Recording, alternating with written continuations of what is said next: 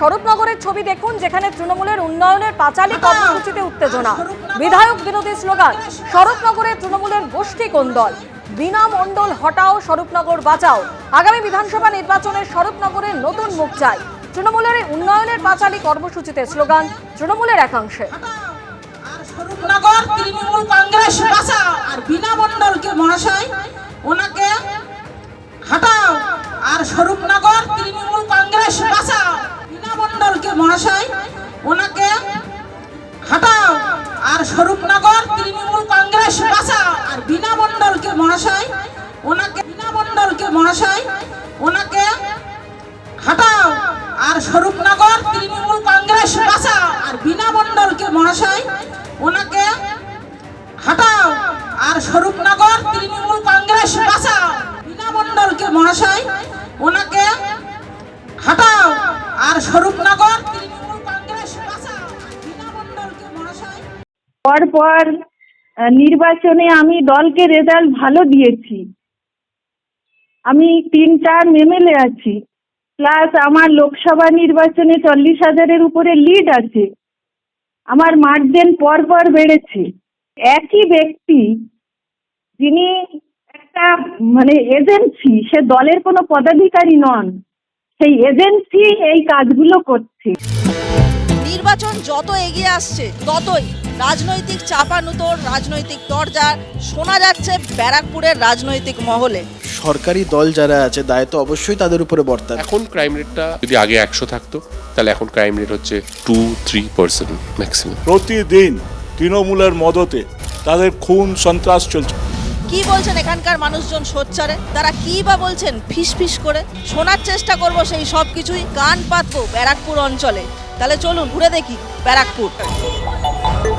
উন্নয়ন তো নেই, উন্নয়নের নামে চুরি জোচ্চুরিটা বজায় রয়েছে। যে কোনো কাজ করতে গেলে যে কোনো গুন্ডার সাহারা নিতে হবে, ব্যারাকপুর অঞ্চলে না নেতার সাহারা নিতে হবে। কিছু না করতে পারলে তাহলে পুলিশ দিয়ে আপনাকে জেল খাটতে হবে। এখানকার পরিস্থিতি কিন্তু খুব ভালো। ব্যারাকপুর অঞ্চলে তো সেরকম কিছু নেই, অ্যাডমিনিস্ট্রেশন বলতে কিছু নেই। ব্যারাকপুর শিল্পাঞ্চলে উজ্জ্বল ভবিষ্যৎ আছেই।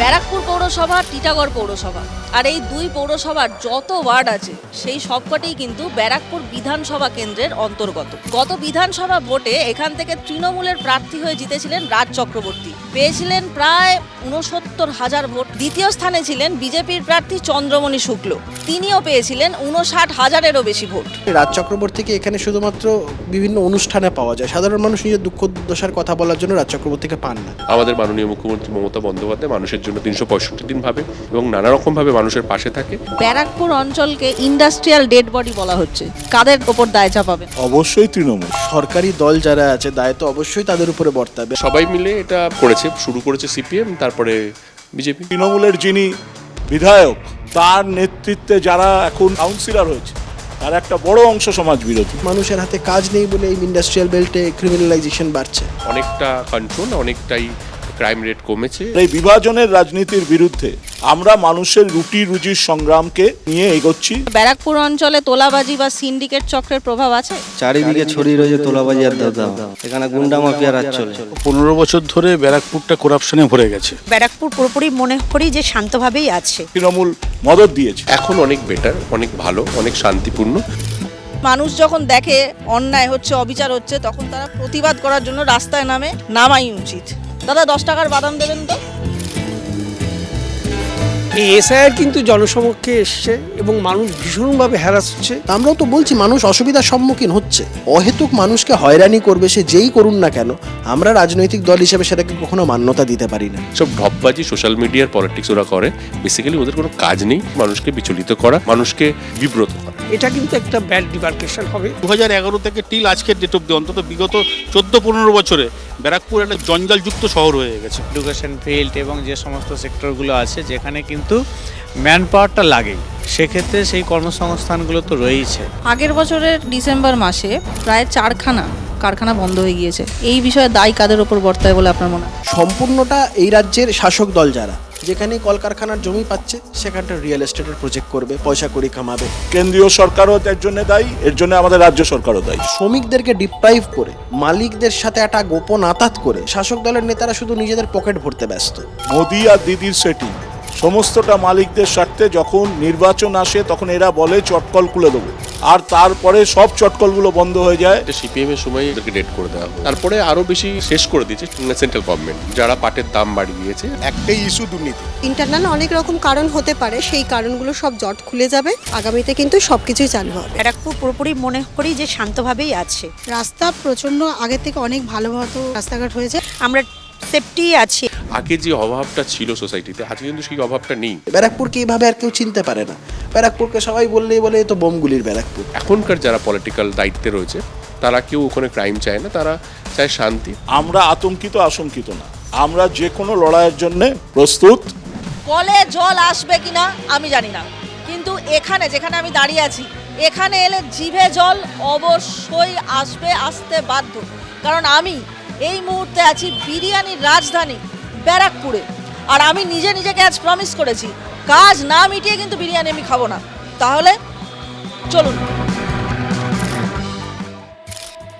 বলেছিলাম কাজের শেষে বিরিয়ানি খাবো। আমি আবার কথা রাখতে খুব ভালোবাসি, বিশেষ করে খাবার সংক্রান্ত কথা দিলে তো আমি রাখি। কিন্তু বিষয়টা হচ্ছে এই বিরিয়ানি খাওয়ার একটা বিশেষ কারণ আছে, জানেন? কারণটা হচ্ছে যেহেতু আজ আমি একজন সাংবাদিক, ইউটিউবার, কন্টেন্ট ক্রিয়েটারের পরিচয় ছাড়িয়ে আজ আমি একজন সাংবাদিক, তাই আমি খবর নিতে এসেছিলাম যে বিরিয়ানি হওয়ার আগে ঘি ঢালা হয় না বিরিয়ানি হয়ে যাওয়ার পর ঢাকনা খুলে ওপর দিয়ে হাত ঘুরিয়ে ঘি ঢালতে হয়। এই খবরটা আমি আলটিমেটলি পাইনি, কিন্তু আপনাদের আজকে আমি প্রচুর খবর দিয়েছি। আশা করি আপনারা সেই খবরগুলো শুনে একটু হলেও ইনফরমেশন পেয়েছেন। তাহলে এবার আমি চলে যাচ্ছি না, এখানে তো থাকতেই হবে, বিরিয়ানিটা নাহলে কে শেষ করবে বলুন? ওটা আমায় করতেই হবে, কিছু করার নেই। কিন্তু বিষয়টা হচ্ছে আপনারা দেখতে থাকুন তারকার চোখে তারকা কেন্দ্র, চোখ রাখুন এবিপি আনন্দ। ব্যারাকপুর এলেই আপনি দেখতে পাবেন যে এখানকার মানুষজনের মধ্যে না বিরিয়ানি ব্যাপারটা নিয়ে কোনো জেনারেশন গ্যাপ নেই, জাস্ট নেই। কিন্তু যেহেতু নির্বাচন এগিয়ে আসছে, তাই মানুষজনের থেকে একটু আধটু জেনে তো নিতেই হবে যে তারা সামগ্রিক সামাজিক চিত্র নিয়ে ঠিক কি ভাবছেন। আর হ্যাঁ, অবশ্যই জানতে হবে যে জেনজি বলছে কি। পড়াই নেই চলতা হ্যায়, ভৈয়াগিরি জ্যাদা চলতা হ্যায়। কলেজে যখন প্রথম পা দেওয়া হয় তখন থেকেই শুরু হয় কলেজের মধ্যে দাদাগিরি। কোনো কর্মসংস্থান নেই, ছেলেপেলে তো অর্ধেক বেকার হয়ে বসে রয়েছে।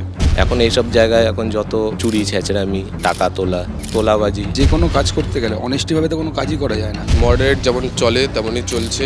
শান্তি শৃঙ্খলা নেই বললেই চলে। ব্যারাকপুরে আছে, কাজের সংস্থান আছে।